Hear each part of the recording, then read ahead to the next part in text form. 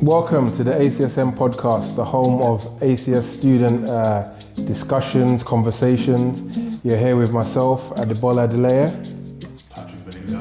Vivian Sullyunna. Fantastic. Yeah, today we have the Vice President of Imperial University, a prestigious Russell Group University. We're here to discuss, her tenure as ACS Vice President, some of the events, some of the do's and don'ts, and then we'll, delve into various discussions encapsulating the ACS spectrum.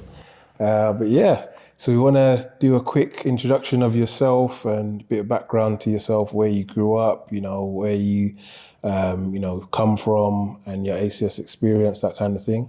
Okay, cool. So I'm currently doing a integrated master's at Imperial in biomedical engineering, and essentially where I grew up in North London, so Enfield. I went to state schools my whole life. So coming to Imperial was a bit of a diversity shock in a way, because I know that generally the demographics of the people I was used to at school, there was a equal balance of different ethnic groups across the board. So coming to Imperial, where it's I'm the only person that looks like me in my cohort, was very shocking. And then in terms of my ACS experience, so when I first joined ACS, I joined pretty late. So I joined in second term. The reason being that, like I said, the adjustment to now being the only black person in my cohort really, really hit me hard. And that impacted my mental health and imposter syndrome, because I was do I really belong here? So that kind of delayed me going out to ACS events until second term. And that's where I met my friends to this day. And then ever since then, it's just been it's been a good experience, to be honest. It's where I found my community, where I found my people. And through that, I feel I found my lifelong friends. So it's been a blessing. And then, of course, I took a gap year between my first and second year for mental health reasons, because I wasn't sure if I wanted to continue to stay at Imperial. But despite the gap year, so I was doing a part-time sales job, I was still involved in ACS. So I was the choreograph lead for the Afro dance section for our flagship event, which is called Afro Gala, which is our mainstream showcase that we have every year. And I think through that, I realized that I still want to give back to the community, that even though my first year experience at Imperial wasn't the best per se, I think that kind of experience prompted me to want to actually give back at a community, a committee level, basically. I wasn't really too sure if I wanted to do ACS committee, but I think by the end of the showcase, and then also the fact that I had more public speaking experience because I was working in sales at the time, I was why not? Let's run it. So that's kind of essentially what prompted me to apply to be Vice President of Imperial ACS. Cool. So you did Afro Gala. What were some of the other events that you ran? So as Vice President of ACS, so I think our very first event was a collaboration with one of our sponsors, which was HSBC Bank. And that was called the Internship Insider, right? So I kind of we collaborated with 10,000 Black Interns. I don't know if you've heard of the organization. We come across them, so we collaborated with 10,000 Black Interns, HSBC, and we also made it a UOL event, precisely because I was at the end of the day, we're a London university, we're a prestigious London university, there's internships to be gotten. So why not help first years and second years kind of get exposed to what applying to internships looks like, what are the do's and don'ts, and just general help, just to apply to get there. And then we also ran some different events that hadn't been run before. So for example, there was a hair care workshop. Okay. So we collaborated with a company, I forgot their name, but essentially it was like we collaborated with Slider Carts. Okay. So that was like to tailor to like the males in our society. And then we had like an actual braiding workshop where like she brought like, like dolls, but with Afro hair, and she was teaching people how to cornrow, how to plait. And then we also got some shampoo and conditioner as like free gifts to give to the people in our society. So that was really fun. That was something that had never been done before.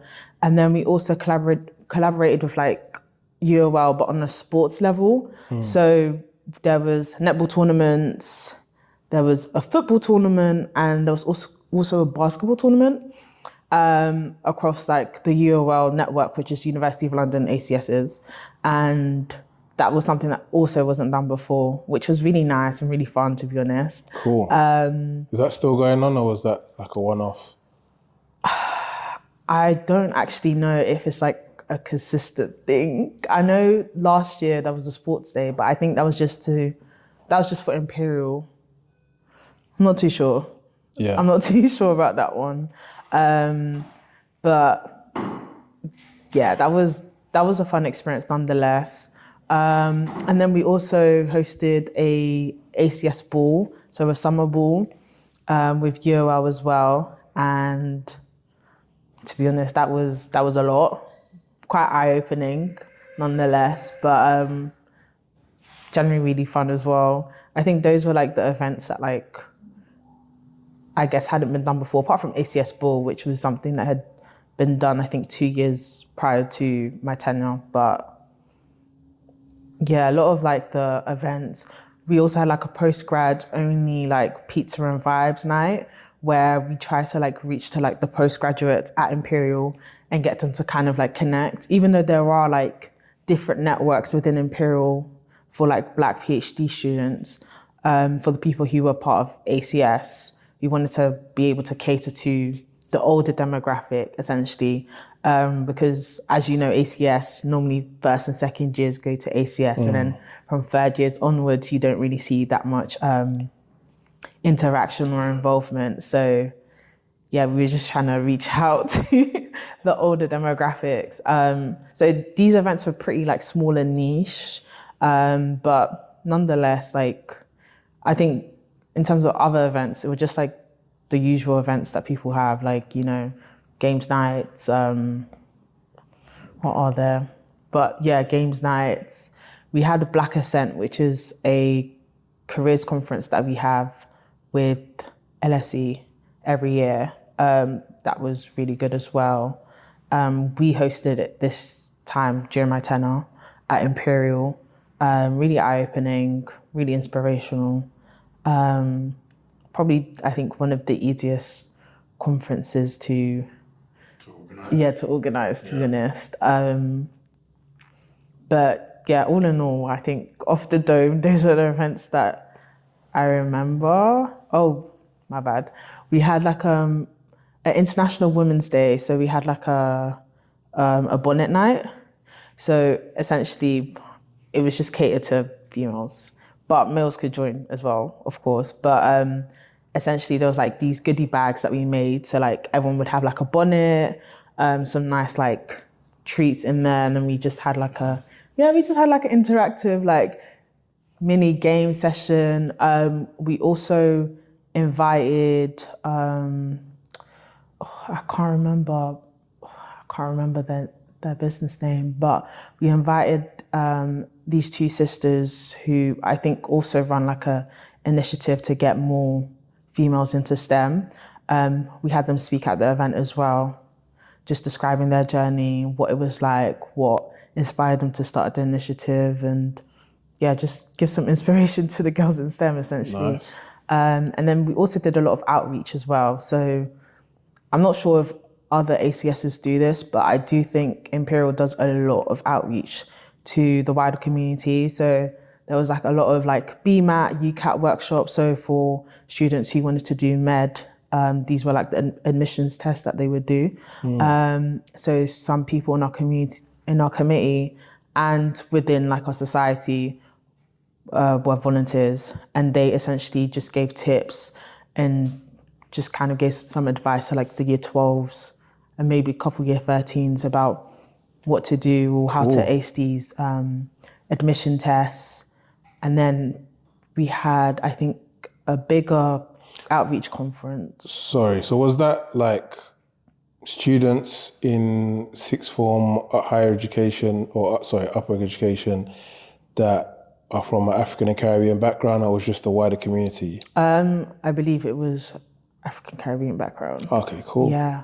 Interesting. Yeah, and then we also had another outreach conference, but this time, essentially we had a PR officer, so like a public relations officer, and they worked closely with the outreach department at Imperial themselves, and they managed to get some funding for the conference that they wanted to run. So now it's like a yearly conference that they now run. And essentially it was just bunch of different workshops, academics coming to speak about essentially life at Imperial, I think potential scholarships that are available at Imperial, just navigating the STEM field as a Black person, essentially. And I think there were different like specific workshops, so like medicine, engineering workshops. Of course, Imperial is a STEM uni, so I don't think there was any workshops that were catered to anything outside of STEM per se, but it was specifically targeted for like Black students who are interested in STEM or weren't too sure about what STEM actually looked like. And yeah, I think that's a conference that's been running year on from then on, yeah. Cool. So what was your most challenging experience and what was your most beneficial and you know, the best experience of being in the ACS? Good question. Good question.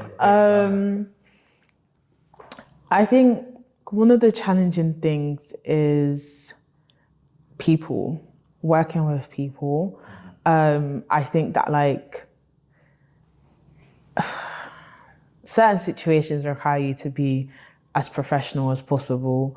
And especially when, for example, you have like bigger collaborative events where it's like, it's not just your committee, but there's other committees involved. Sometimes it can be hard to see eye to eye sometimes at things and stuff. So like being able to still cater to everyone and then be able to push out an event without causing too much conflict, I think that was one of the hard parts. And especially when like, of course, it's a volunteering role, so everyone is busy. And it's like when you are doing these events or like you're planning for these events, not everyone is as active. So you kind of just have to like bear the brunt of it and just like keep pushing if you genuinely want to see this event come to like fruition, basically. So yeah, that was, I think, one of the most challenging things outside of just Imperial ACS. But also I think within like committee, I think maybe it was for me, but like better communication per se. Because our committee wasn't just like our friends per se, like it was kind of scattered across like different years, basically. Yeah, so it's, everyone has their own friend, but like, you know, like an ecosystem where like all the links aren't necessarily there. Yeah. I think that like there could have been a bunch of mutuals. Yeah, there's a bunch of mutuals. Like we're all good, but like we're not friends. You wouldn't be in a room alone with them because you don't. Is it like that or?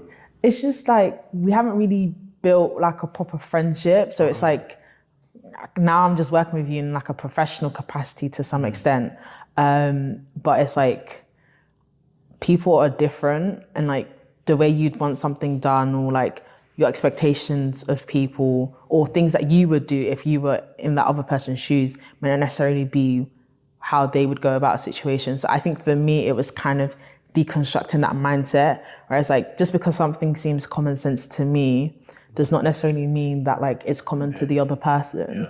Or like, that's how they would navigate a situation.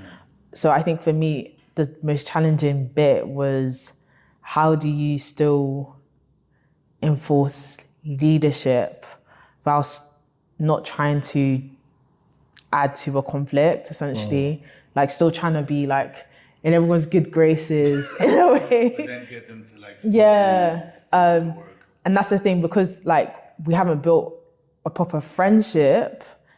I think it was kind of harder in a way, because like you don't really know me, I don't really know you. So there's not that like mutual understanding of, okay, cool, like, right, this is Vivian, this is what. But then if you're friends with them, then you know that. Okay, like you know how I am, like it's okay, like.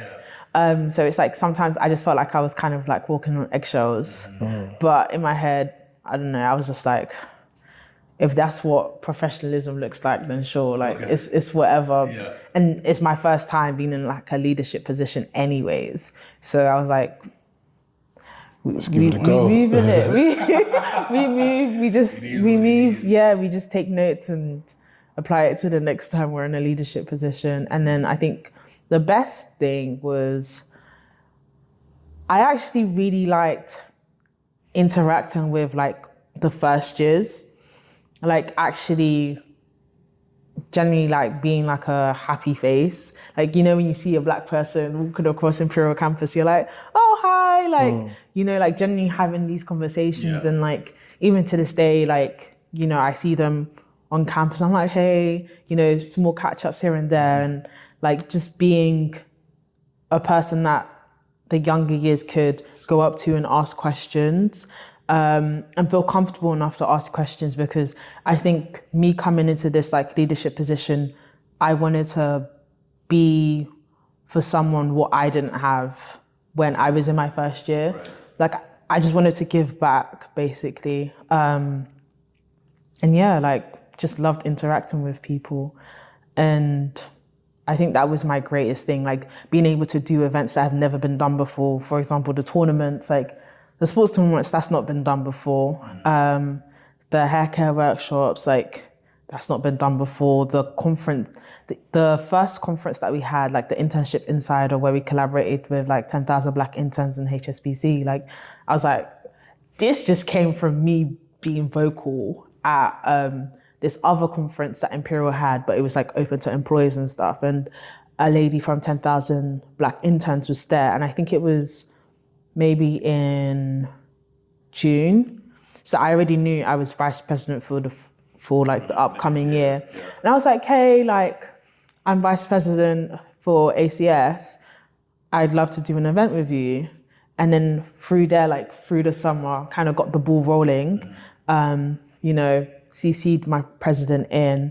And then I was like, it would be great if we could reach out to the different ACSs in London, which we ended up doing, and then it actually came to fruition. I was like, okay, cool, like I'm actually kind of cold, like what?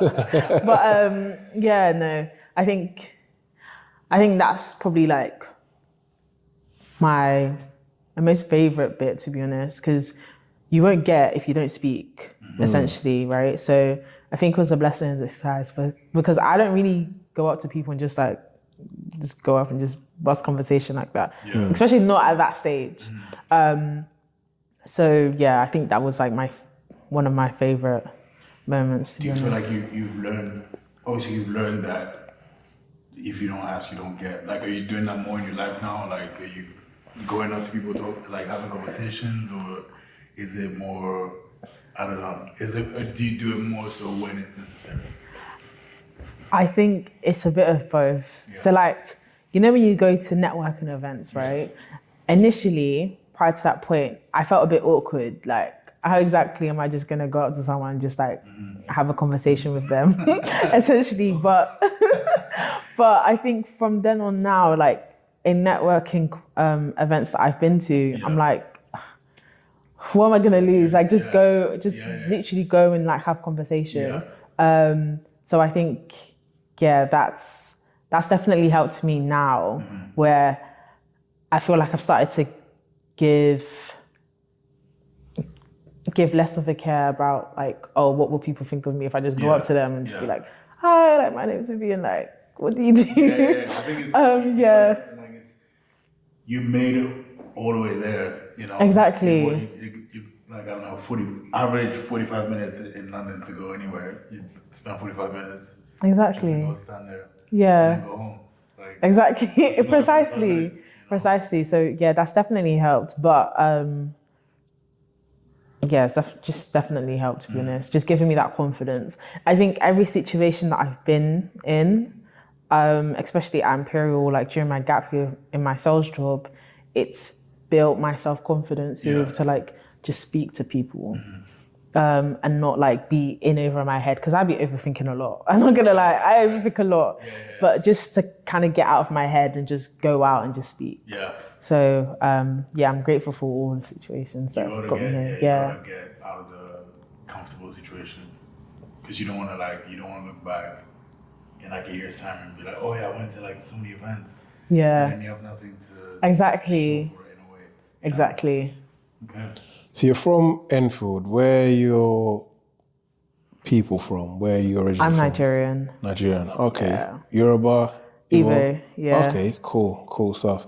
So I think our last guest, speaks about ACS is very, just for numbers wise, is very West African driven. Did you have any kind of appeal to, the diaspora, Caribbean, kind of community, or how did you find that balance? Yeah, I think I definitely agree. So same with our ACS, it was predominantly West African.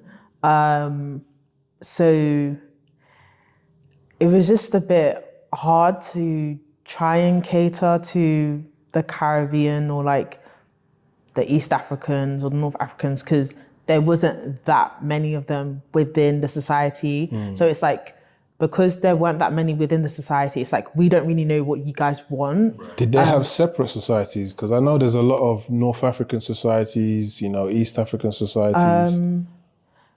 I think there might have been a North African society, I'm not too sure.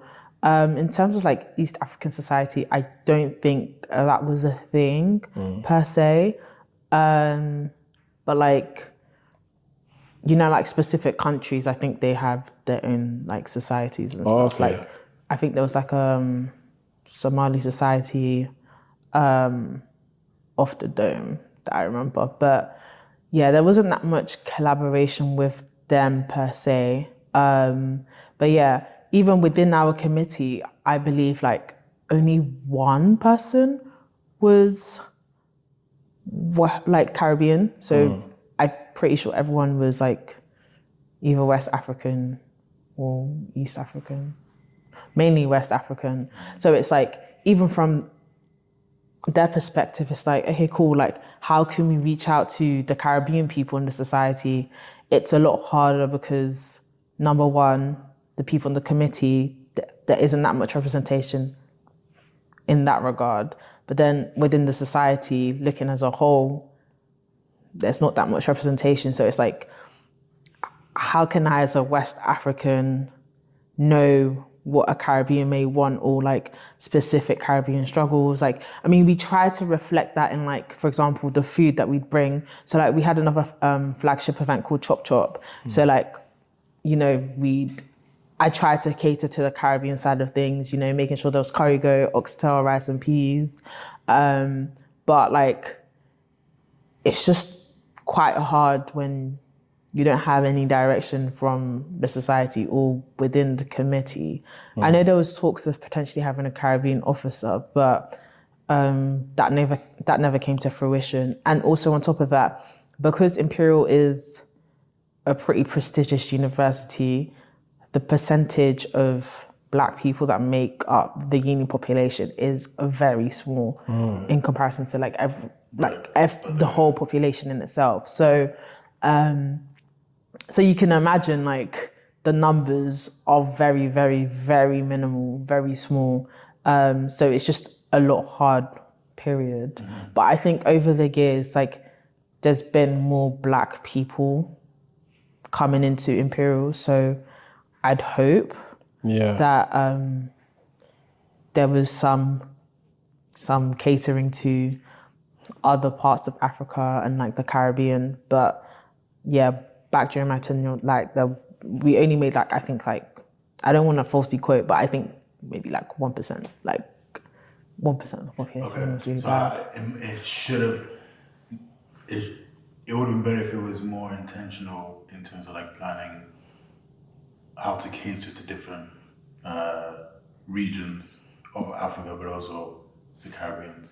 Yeah, because sometimes you look at the gear before you, who've done like events, and it's like, you kind of understand the population that they were given. It's like, it was really hard for them to kind of cater to anything else because the different parts of Africa and the Caribbean population just weren't a majority or a very small minority within the ACS. So it's like, got a minority within the minority, like, do you know what I'm saying? It's really hard, but it might also be a thing where like maybe people from different parts of Africa and the Caribbean just didn't feel comfortable coming into a space where like, I think they kind of already knew that it was a big A and small C, basically. I think that brings you to think about the better ways, the lack of information. Because I was gonna ask, did you guys have now or previously sort of essentially demographic numbers or sort of demographic data, as in like knowing obviously the amount of members that you guys have, but then also their names.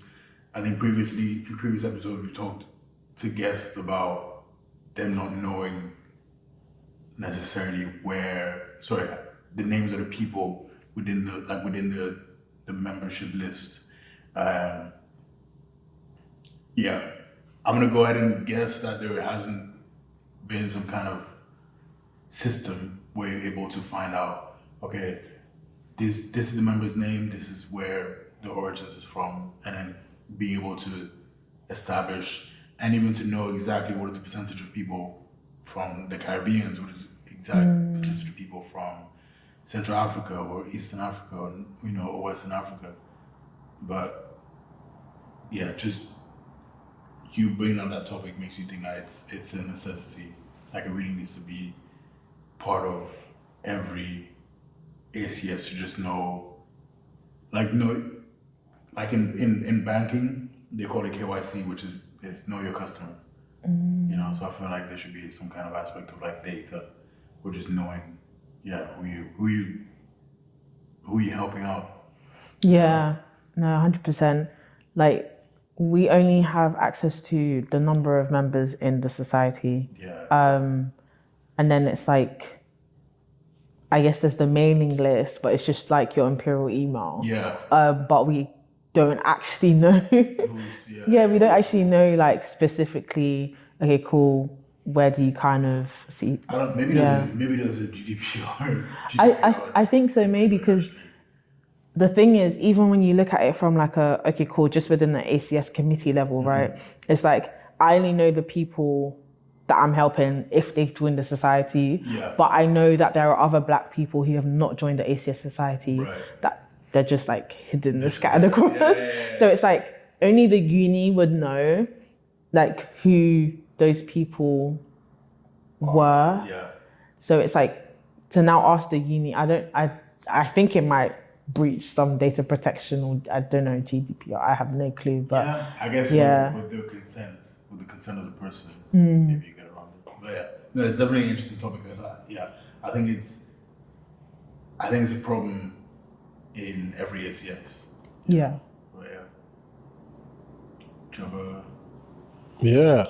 But So what did you study? What were you studying again? Biomedical engineering. Biomedical engineering. Okay, cool. So do you have any plans to reach out to the diaspora, to Nigeria, and do something there, or is your career set for, sort of graduate, work in the NHS or private, and then what's the goal? Good question. I think initially I was kind of keen on doing a PhD, in like cancer research. But now I don't know what I want to do, but essentially graduate. I think the main goal is let me just graduate, walk across the outer wall and just get my degree, hopefully get a job. But I'm already part of the recruitment and outreach ambassador program scheme at my uni. So there's a lot of like outreach events that I do anyways. And I feel like I actually like reaching out to the younger community and just being a mentor in that regard. So I've been thinking about how can I give back? Like how can I be a mentor to the younger nation, someone that I didn't have when I was growing up. So yeah, I think deep down in my heart, like I do want to give back to the community, like reach out to the younger generation.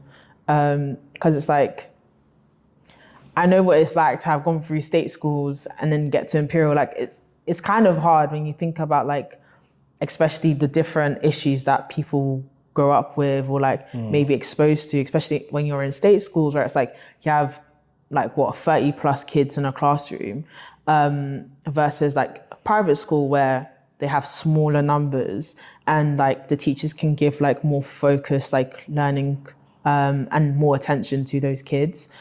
So that's definitely like something that I'm kind of leaning towards. And I'm doing a teaching placement next term at a private school. So I think I will kind of like get to see, okay, cool, how different is education here from when I grew up, essentially. In terms of going back to Nigeria, I don't actually know. Have you been to Nigeria before? I have. Okay. The last time I went was 2019. But I'm not too sure. I know that like the ACS and the like the black, what do you call it? BME officer for Imperial as a whole, they had invited one of the past presidential candidates, Mr. Peter Obi, to like speak. Okay. Yeah, like this was, yeah. So this was, I think, a couple weeks ago. And like, you know, he was kind of giving a talk, but it's also a thing where it's like, he also came with the intention to learn from us because it's like, we are kind of like the younger generation. So to be honest, I honestly don't know. I don't know, like, I've only been to Nigeria a couple of times. But I'm not like blind to the fact that like, there are a lot of issues back there. But I also think that like, it's gonna be hard to just change things from like the bottom up, essentially. A lot of different issues, but you just have to hope that the next presidential candidate would continue to like keep reaching out to like the younger generations, and help build the economy up and help build just, I guess, the youth, essentially, because they're essentially going to take over, right? So I think the key thing is reaching out to the youth and giving them confidence and making sure that they have the space to get their education, to learn, and to be able to continue pouring into the economy. But I don't know. There's a question mark on that, that side of things, yeah. I'm also interested when you discussed about imposter syndrome, and obviously coming from a background of state school and then going into a place where, you know, parents have probably spent 30K a term or whatever it is a year on private education, and there's certain class demographics there. You know, how do you think you overcame it? Did you overcome, you know, that kind of imposter syndrome? You know, it's not only you've got a class issue, you've got a, you know, race issue, you're also female. How do you feel that all of that kind of affected, you know, your integration there? Where were the support systems? I think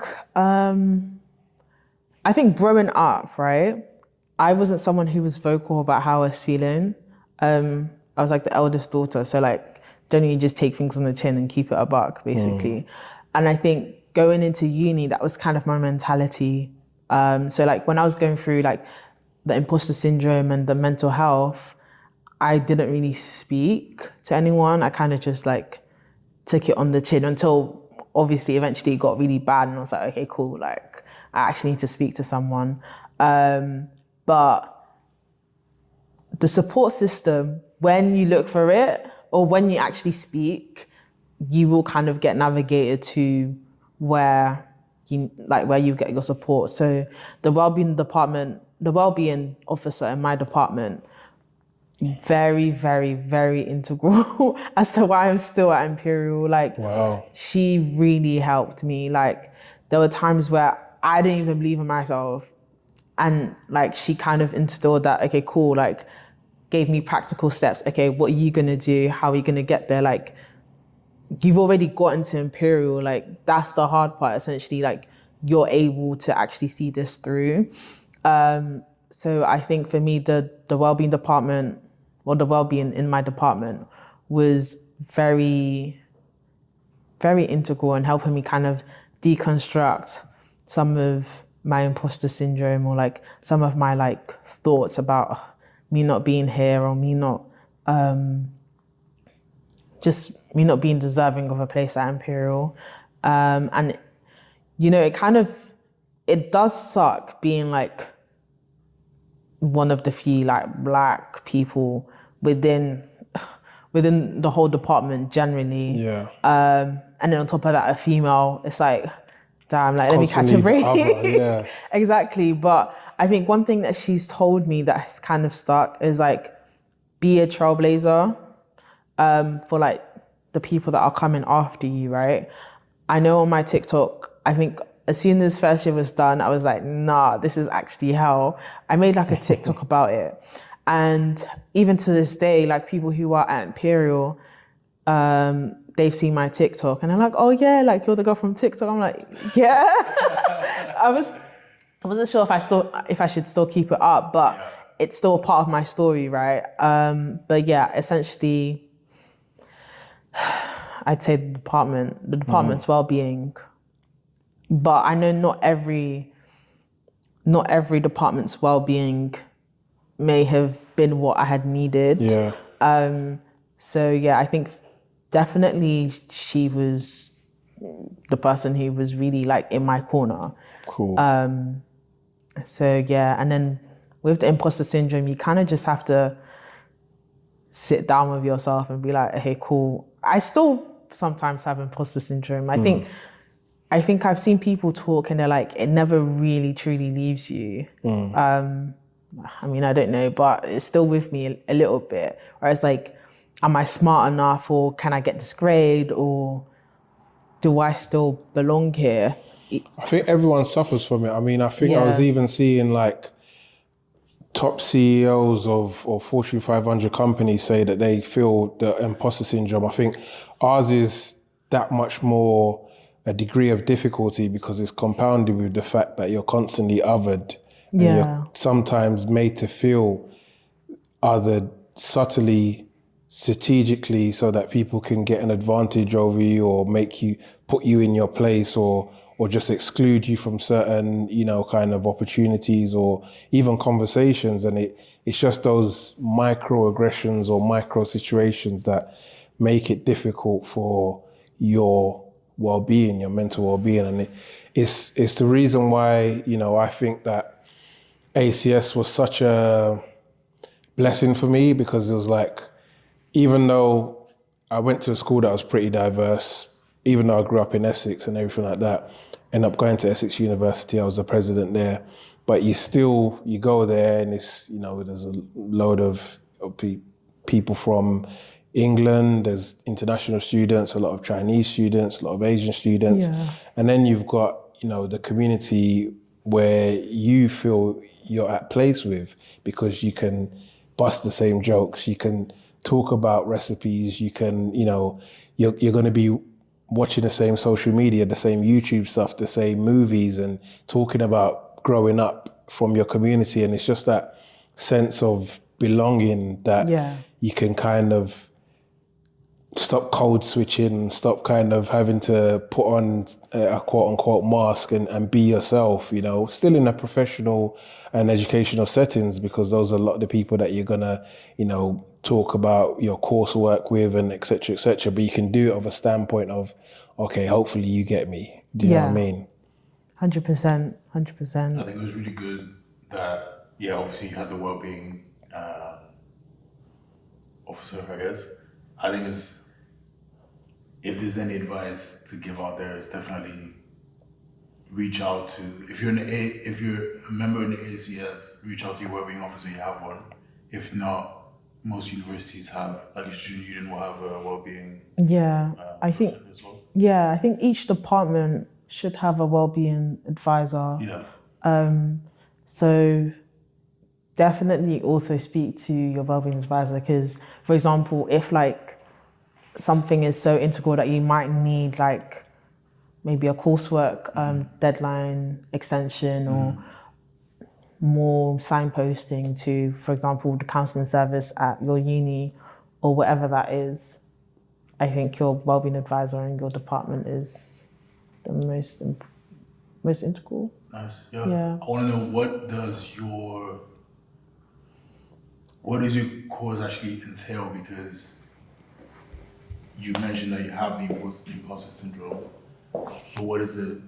I don't know. What are you doing on a, I guess, week-to-week basis? Or what is the course encompass for you to maybe feel that way? But I also want to understand what does, what's the name of the course again? Biomedical engineering. Yeah, what does someone studying biomedical engineering at Imperial actually do, you know?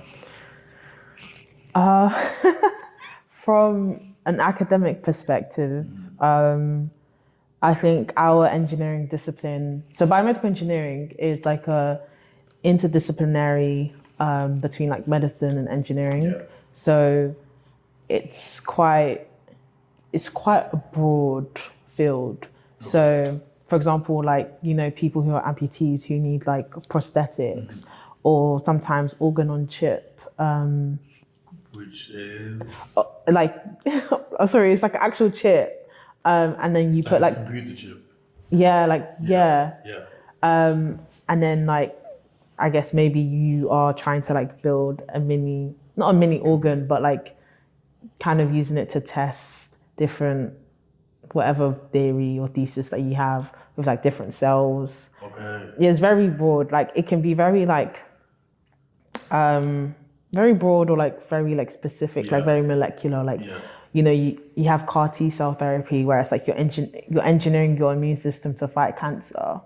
But yeah, essentially all in all, it's very broad. But essentially from an academic perspective, the first 2 years, you kind of get taught the foundations of everything. So like, we learned pretty much a bit of everyone's engineering, because you kind of take bits and pieces from everyone's engineering, maths, and also in medical science. And we also have like coding. I think that's like an integral thing for like all the engineering disciplines at Imperial. Like you always have coding, like a programming course. Yeah, Python, MATLAB, Java. So yeah, first 2 years, just the basics of everything, just build a strong foundation. And then in your third year, you start to specialize. So there are 4 different streams that you can specialize in. So you have like the regular bioengineering stream, which kind of studies pretty much a broad everything, like a little bit of like electrical engineering, a little bit of like mechanical engineering and like mechanics, and then also looking at things from like a more molecular perspective. There's also a mechanical stream, which is if you're really interested in like just mechanics generally, or like mechanical engineering within biomedical engineering. There's also the electrical stream. So like if generally you liked all the electrical engineering modules that you did in first and second year, then you'd go on to do that, because then there would be like third year modules that you could take that would, And then the final one is a computational stream, which is what I'm doing. So it's software engineering, like a bit of software engineering. So yeah, software engineering for bioengineers. So like we just learned JavaScript. I mean, not JavaScript, just Java. And then on top of that, we have like a software engineering project. But obviously they're tailored to biomedical engineering disciplines. So like I have some people who are building like a patient health monitoring app, a premature baby monitoring app. Like it's very targeted to like medical things. Like I'm working on like essentially building a ChatGPT but for oncology, so like lung cancer. Yeah, so like everyone has like a tailored specific health. So you're quite passionate about cancer, like everything to do with cancer, but you were dissuaded to do cancer research? Not necessarily dissuaded. It's just now like not my primary focus. Like it's still a contender on my plate. Yeah.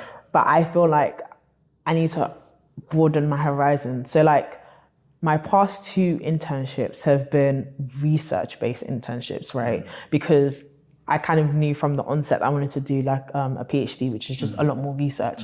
I wanted to kind of see if research was for me. So like I did the internship at the Institute of Cancer Research. So generally just got thrown in there and I was like, okay, cool. Like this is actually kind of all right. This is a bit of me. And then I did another research internship, but it was slightly deviated from cancer. So it was a health data science. I think you reposted the HDR Black internship program, but I was part of that cohort from last year.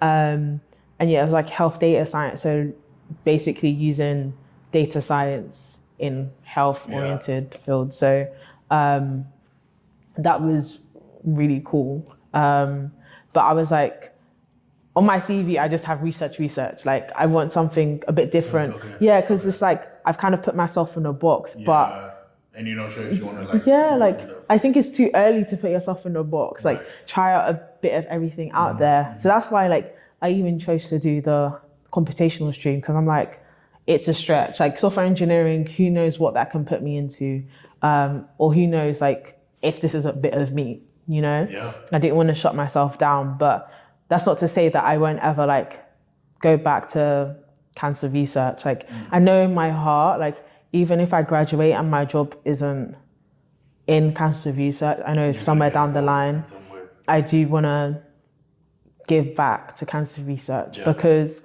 I think for me it's more personal, right? So like I have like relatives who, for example, they've been made orphans because both their parents have passed away to cancer, or like I've had relatives who have cancer now and going through treatment. So it's like when you actually deep that like so many people's lives get uprooted or so many people are just affected by cancer point blank. Even on TikTok, you have people sharing their stories. It's like, it's such a big health issue. So like, damn, why isn't there a cure, basically? But obviously I know why, like a bit more, like it's not as simple as that, but just wanting to help someone else, like, I think it's just more of a personal aspect for me, But that's basically the biomedical engineering side of things. In terms of feeling like an imposter syndrome, I do think that like biomedical engineering isn't like should I say a popular engineering discipline in comparison to like, you have your core engineering disciplines where it's like mech-eng, so mechanical engineering, chemical engineering. Exactly. So it's like they have slightly bigger cohorts. So like I've already gone to kind of a niche engineering discipline. So there weren't that many black people. Like I was the only black female in my cohort. I joined in 2021, so obviously we were just coming out of COVID. So I only saw the other black person, the black guy, in my third term. So like, I went through that whole year like, there's no way I'm the only person here. So I think from there I was like, no, like the cohort in itself, majority, I'd say like 50% were like international students. I faced some microaggressions in my first year, in my cohort and like also in my accommodation. But it's like people asking to touch your hair, I'm like, oh, you being for real? Yeah, like that's not something that I've had to face like during my secondary education and sixth form education. So it's like, damn it. And then even all the UK students in my cohort, they were, I don't want to sound rude, but you can kind of tell when someone's gone to private school. Like I know that you weren't, like, I just know that I have to speak to you in a certain way, because if I now slip into the North London Vivian, it's like there's certain slang that might slip out and you might look at me a bit weird, like, oh, what is that? Right. I don't have time to explain everything. Do you know what I'm saying? Yeah. So yeah, it was just like, damn, I really feel alone here, because it's like there's no one that I feel like gets me. There's no one that I can be my true, authentic self and just say what I want to say without having to like first like mentally check like, okay, cool, would this person understand what I'm saying, or will this person understand the feeling of being lonely? And obviously coming out of COVID didn't really help either. So yeah, I think like it wasn't cute whatsoever. It wasn't cute. But I think now that I'm in a new cohort now, because obviously I took like a gap year and stuff, I kind of just like forced myself to make friends that aren't limited to just black people in my cohort. And not like tight friends, but like be like, hey, like, you know, catching up and stuff like that. Like sometimes you just have to make use of the cards that you've been dealt, right? Because it's not like in secondary school where people can join mid-year. Like these are the people that I've got. So we actually have to do the best with what we've got. Exactly. So I think mentally it kind of had to overcome that. Like, okay, cool. I found my friends outside of biomedical engineering. I would prefer to have like a chunk of us in biomedical engineering, but these are the cards that I've been dealt. Let me actually try and put myself out there, because doing a degree by yourself, you can't do that. Like when I tell you, you actually cannot, like you need people, you need friends in your cohort to like help you, or like, I promise you there's gonna be something that you don't understand that someone else understands better. So it's like you're already disadvantaged if you just do everything by yourself. And I think I was just doing uni by myself because I felt so alone up until like this year, where I was like, you know what, like things actually need to change. Like it's actually hard. So like now putting yourself out there and like trying to make friends and just being open with people where it's like they can actually help. Like there are actually pretty nice people out there, but you won't find them if you don't actually put yourself out there, right? So I think that's why this year at Imperial it's been different, because I've been able to find people that I would never in a million years think that like, oh yeah, this would be where I'd be like from my first year of uni to now. And they've been really sweet, really helpful. And I'd say like they were like my first proper bioengineering friends. And it's crazy that it's taken me that long to find like my actual like group of friends, but I'm thankful nonetheless. Like you kind of just have to mentally deconstruct what scars I kind of took from first year and just like try and just make a change, really. Make a change. I think one of the things we definitely want to see, and one of the stories we want to be told, is an alternative to yours, where someone is studying a particular course at a university where there's not a lot of people that they would necessarily hang out with automatically, but being part of the ACS, and then that ACS being part of the ACSN, they're able to meet someone who's studying the same course but at it could be a completely different university. It could be someone in London and someone in Midlands, and then someone in like Essex, you know. And although it's not face to face, but at least you know you have other people in this world studying the same thing that you're studying. Maybe they have the same, maybe all three we have the same issue, but you know that, you know, you could do, I don't know, study buddies on Zoom or something, you know what I mean? Like we want to be able to remove geographical constraints, particularly, you know, even highlighting the situation that you have now gotten out of. I'm sure there's people who are currently in that situation, or people who will unfortunately be in that situation coming September and all of that. Yeah. Yeah. Yeah, you talked about secondary school and education and things. Obviously, getting into Imperial is a top 10 university. What do you think about your upbringing enabled you to, achieve such excellent grades and get into a top university? I think, to be honest, my mum was always like, she was always drilling, do well in your education. And, generally I was just like, ugh, like, okay, cool, like, might as well. But I think even from primary school, I had just an affinity to understanding things a lot quicker. So like, for example, maths was like my favorite subject, like things were just clicking like this. And then now going to like secondary school and like, I loved science. And because you love something, you wanna do well in it and you wanna research a bit more. So it's like, I think just generally my brain was just a bit predisposed to understanding things a bit better. Obviously back then, like, I'm a visual learner, so I knew early on I was a visual learner, right?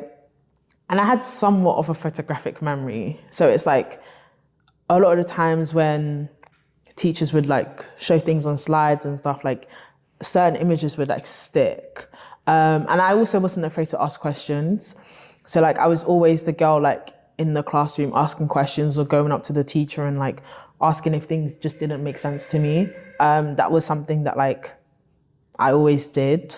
I was never really shy. And I think because the teacher saw my enthusiasm, like it kind of built we kind of built a connection. So like they would actually be excited to help me out or like give me like extra pointers or not extra homework per se, but like extra things to look into. And it's like, because teachers love enthusiasm, I think because the teacher loved it, I was like, okay, cool. Like you're helping me, I'm helping you. Like this is amazing. But I don't know. To be honest, I just loved school and I did well. And then when we now went to like sixth form, it wasn't really about, what uni I wanted to apply for. Like I had my own personal grade goals. Like I was like, okay, cool. I got my 9s at GCSE. Let's try and replicate that for my A-levels. But of course, because of that drive, I was like, okay, cool. It now opens up the amount of unis I can apply to. Like, I never was like, oh my gosh, let me do well so I can go to Oxbridge or Imperial or whatever. Like, it was never that. I just wanted to do well for myself. Okay. And I think there was also added pressure. To be honest, there was added pressure. Like, let me not lie, there was added pressure because you're like the oldest child. Yeah. So it's like... You have to be a doctor, lawyer. Yeah, like, do you know what I'm trying to say? Like, I didn't want to disappoint like my parents, right? And then, I did well in my year 12 mocks because I wanted to be predicted A-stars. So I did well. And then I still had that same enthusiasm. Like I would ask questions to the teachers. But I also would do work outside of school. So like I would try to like be ahead a bit. Yeah. Any extra tuition or anything, or just all self-taught? So for GCSEs, I did have some like maths tuition, but for A-levels, it was just all me. Like it's all me and YouTube, literally like this, just like thugging it out. But yeah, like I just loved learning. And I still do love learning new things. Like I genuinely just have like a passion for learning new things. So I think like generally, I guess it's the fear of disappointing my parents. Just the love for learning things. I think that's kind of like what drove me to want to do well. A little bit of, competitiveness. Like, a little bit competitive. You set the bar for how many siblings do you have? I have 3 younger siblings. Yeah, so you set the bar high. Yeah, the bar was very high, but I'm like, no pressure in it. Like, because you can always do better than the next person. Like, if that makes sense. Like, I'm always like, you can do better than me. Like, or just be your full potential. Exactly, right? just because I set the benchmark here does not mean you can push the benchmark to be up here. But yeah, I just love learning things, and I think generally like my brain broke things down a lot easier. Yes, I could like understand things quicker. And I just loved being ahead. So I would always like try and be ahead or read ahead, even if everything didn't make sense in that moment. I knew that when I went to school, they would consolidate that knowledge. So it's kind of like a win-win. I wasn't really on social media like that too, but that's because my mum was strict. So like, I wasn't really on social media like that. So I didn't really have that many distractions. So like my hobbies were just like reading books and playing sports here and there. But I was very, like I could focus for like a long period of time. Like if I had a goal, I said, okay, cool, I'm doing this, this, this. I'm waking up early, I'm banging out the whole day, just doing work. And because I didn't have any like social media distractions whatsoever, it's like, I don't really need to message anyone. Like, if that makes sense, it just makes it easier to just kind of just tunnel vision, just work it through. But I know that like now with like TikTok and everything, like it's a lot harder. A lot of distractions. It's a lot harder. Like even me, like I struggle here there, but you kind of just have to get back to it. But yeah, I think that's kind of what is the reason as to why like I'm here essentially. What advice would you give to, someone is going to be a VP, a president of a society, a ACS? What advice would you give to them? Okay, I think my advice is slightly different if you're president/VP. So if you're president, make sure that you cultivate an environment of, just cultivate a nurturing environment within your committee members, because technically you're kind of like the top, and your society will flop if your committee members, there's like a disparity between them. So like before you actually start uni, have these like social events where people can get to know each other and like build a bit of a relationship going forward. And then I think as vice president, it would definitely work in your favor if like you're friends with the president, because it's like you guys are kind of like going hand in hand. Like, you're stepping up for your president if they're not there, or like you're supporting them or whatnot. I was vice president of events, so like I was overseeing all the events that were going on. And then I was leading like the events team, so like the 2 events officers that I had. So I think being organized and understanding what the union wants, because I won't lie, the union, no offense, but us in union gave me the biggest headache. Like, no way. It gave me the biggest headache, because you have all of these like time deadlines. So like 3 weeks, a 3 weeks minimum to send in like an event proposal. You have your risk assessments that you need to do. If it's a bigger event, then at least like 2-3 months. Then for example, if you need budget, like if you need like an actual budget, it's like, okay, cool. Depending on how big the budget is, you might need to send in like a request for this amount of money, or like put in these like purchase orders for like big amounts. But only the uni student union can authorize those big amounts, and you have to send them within a period of time. But I kind of also understand that because they're overseeing so many societies at Imperial, it's like they're swamped. So like even if you do everything right on your end, like there can be a major delay from their end. And I think to be honest, the only best way is to just keep utilizing like the drop-in sessions that our student union had. So hopefully other student unions have those drop-in sessions. But yeah, I think better organization, communication as well, especially if you're leading a committee. It's like you need to share your vision, number one, and make sure everyone's on board with the vision. And then also share how you want to execute that vision, so everyone actually understands like, okay, cool, this is what is expected from me, right? I think either the president / vice president can also do well-being check-ins, right, and cultivate those one-on-one relationships with like committee members, and genuinely like work on your leadership skills, and also be open-minded, because I think that some people in leadership positions can think that like they're right all the time, right? It's like, no, it's a committee effort, right? Be open to like different ideas, and different perspectives. And that's not just limited to just ACS, that's for life, period. Do you know what I'm saying? But yeah, like just be vocal about what you want and how to get there, and also be open to people inputting like different ideas of maybe like better execution for these things. I know for me, like if I was to do vice president again, I would definitely work on at least like communicating things a lot better and expressing my expectations from like the people that I was overseeing, essentially. And then maybe sharing the burden a bit more. Because I think for me, like I kind of felt the need, because I was vice president, it's like I kind of have to take a bit more of a brunt, because I know that Imperial is tough, right? So it's like, I don't want to put you in like a disadvantage with academics. Yeah. It's never that deep, essentially. Like, do you get what I'm trying to say? Like, I don't want you to fail or anything. So like, I would kind of like bear the brunt, but how does that help anyone if I'm bearing the brunt and then it's like, you've got 2 event officers who have signed up to do the role and they're not really given that many tasks. So yeah, I definitely say like better communication, better planning as well.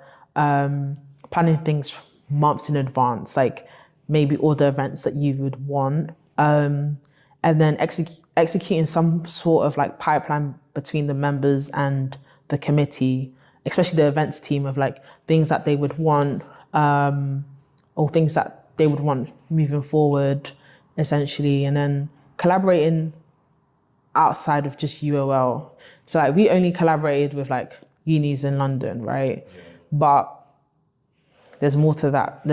Like the scope is very large. I know like the geographical locations can be a bit of a limitation, but I would say if there's any way that you can collaborate with like other unis outside of just the UOL constraint, that would be great. Because I mean, like what you guys are doing, right? Like ACS isn't just an effort within like, okay, cool, the London cluster or the Midlands cluster. Like these are issues that fundamentally everyone, wherever they are, will be facing. So what better way to kind of like join forces and, you know, just make connections in that way. But yeah, I think that would kind of be my main thing. Also transparency.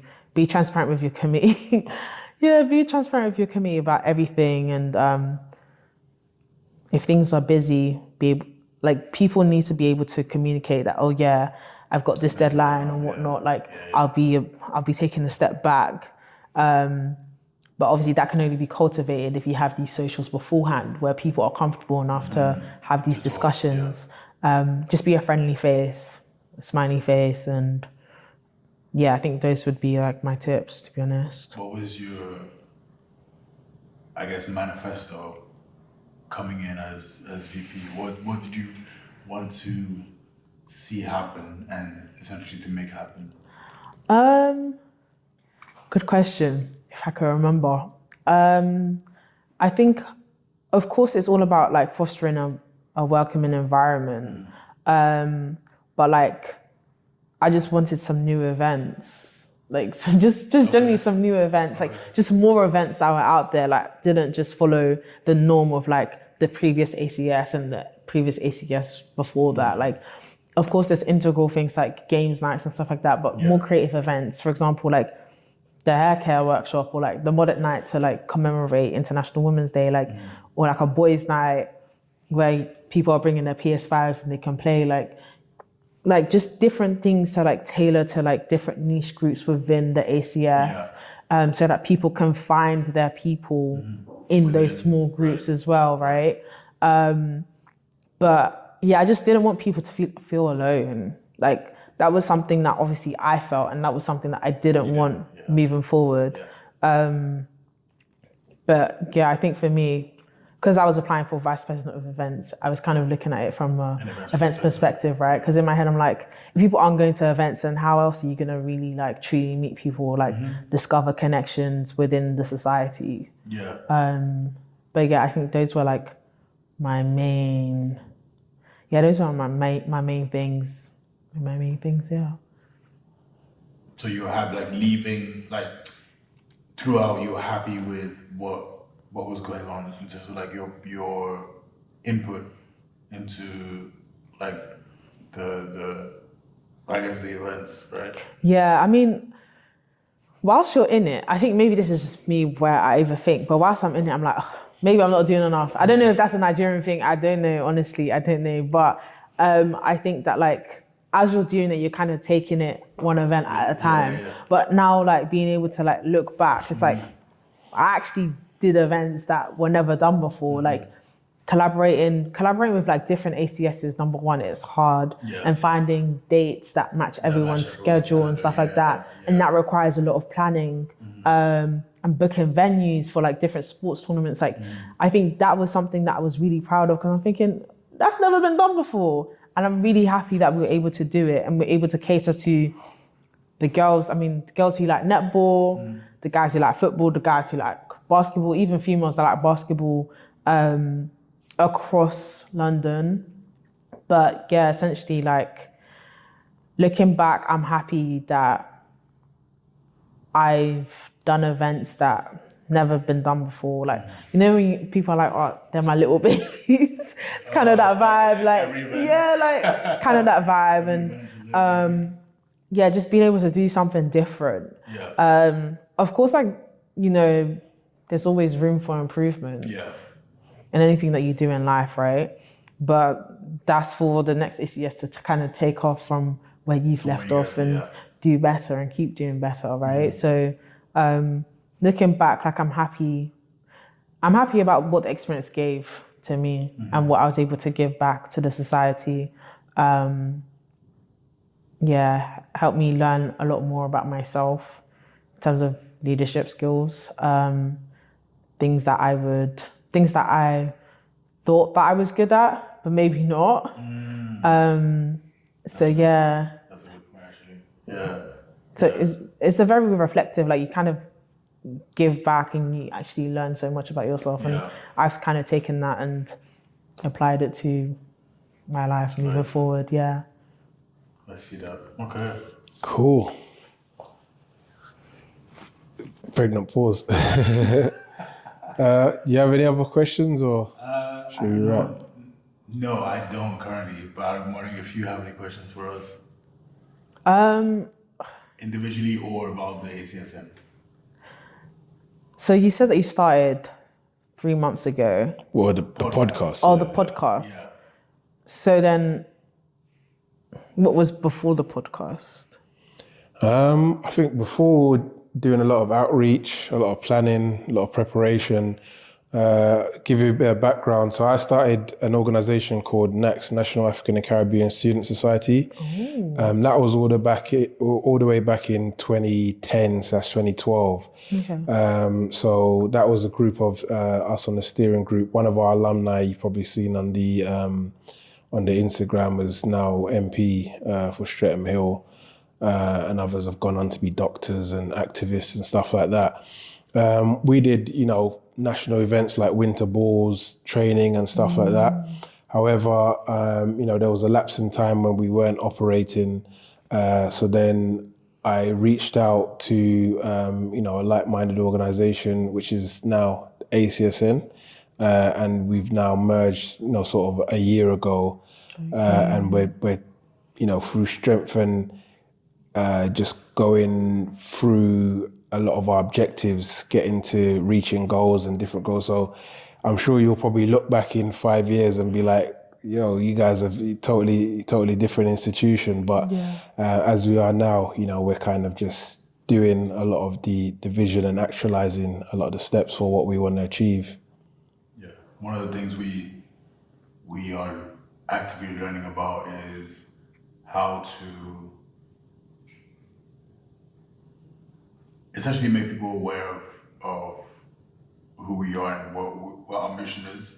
So before starting the podcast, we were doing a lot of articles that's on our website, just for people who are mainly in ACS committees to essentially read and be aware of different advice that we give out based on our experiences. Because some of us have been presidents, some of us have been like marketing officers. So so we have a broad experience when it comes to ACS. And so we're releasing a lot of articles, but then not everyone reads, So we thought we still want people to know who we are. Let's go into podcasts, which also gives us the opportunity to speak to people like you who have had experience in being part of the ACS committee. And it works in both ways because we're talking to you, you're aware of us, but then as well, us being able to, put this out there gives the ability for people who are either in the committee or, they don't even know they might be in the committee next year. But it gives them a chance to talk to people or to listen to people who've had experience in being in a committee, and just get like these valuable information, like these valuable notes, like you talked about, just getting to know the people in your own committee. It might be something that someone might overlook, but because you're here to talk about it, now they're a little more aware of it. Yeah. We're always looking for more ways in which we can reach out to ACSs, because at the end of the day, these are the people who we want to help, and by way of helping them, we're helping their members. So, yeah. I was gonna ask, so what have been like some of the challenges that you guys have faced during obviously the execution of the vision that you guys have? And then my second question is, of course you mentioned reaching out to like different ACSs, right? But do you guys have any like plan to reach out to like the younger years, so like pre-uni? I'll answer that question first. I think for us, it's yes, but much later. Okay. There is definitely a benefit of talking to people pre-uni, but it's just, I think we'll be in too many, like we'll lose focus. So we definitely want to like hold down ACSs first, and then going backwards, I guess. Okay. Second question is the biggest issues. Can you think of some? Biggest issues, obviously, any startup is going to have funding issues. We're largely self-funded at the moment, but we have got loads of support from a few institutions, and the more we reach out, the more we get the yeses or the nos. So it's just going through strength. You probably alluded to it. We want to do so much, but you've got to be laser focused sometimes and actually just achieve certain objectives and then move on to the next one, and also learning from it. So failing fast, but failing forward, and doing constant iterations, reiterations, and from there you kind of have a mold and have a process of doing things so that you can replicate it and you can learn from it and you can maximize the growth of it. Even doing this, we've learned so much from yourself and previous guests. So that's what it's about. Yeah, we all around, we always want to get more people, like more ACSs to join. I think from what we've looked at, there are around 90 ACSs around the country. Oh wow! So that's the goal, to get all of them. Because it might sound cliche, but there is genuinely strength in numbers. Meaning, the more ACSs come in, the more they can help each other, the more we can help them, the more we can build leverage to then talk to different future partners for different opportunities, whether it's for us to then give out to the ACSs or for the ACSs to just get it. directly. I think one of we'd spoken to a lady a while back, and she told us that she had a lot of corporate, like a lot of corporate people, like a lot of companies come to her wanting to give funding to ACSs, but because it was hard for her to reach out, like she was sending emails and everything, but just didn't get a reply back. So you have this thing where there is opportunities, there are people who want to help, but there's no way of necessarily reaching out. So a lot of ACSs are missing out on opportunities actively. If there's a network like ours, that can essentially take in all of that opportunity and then distribute it, I think that's, there's nothing bad about that. Everyone benefits. So yeah. Cool. Yeah, that's good. I'm sure we could probably go on, but obviously with time constraints and things like that, it's been great. It's been really, really insightful. I mean, your journey and just hearing some of the things that you say, I think it's going to really relate to our viewers as well, and really give them some food for thought. Do you want to do the outro? Yeah, thank you everyone for listening, for watching. Be sure to, again, head over to our website, head over to our Instagram, get to know what we do, get to know our mission, donate if you can. This will, again, help different ACSs, and therefore help the members, aka the students. And yeah, thank you very much. Nice. Thank you for having me. Thanks for coming. Thank you.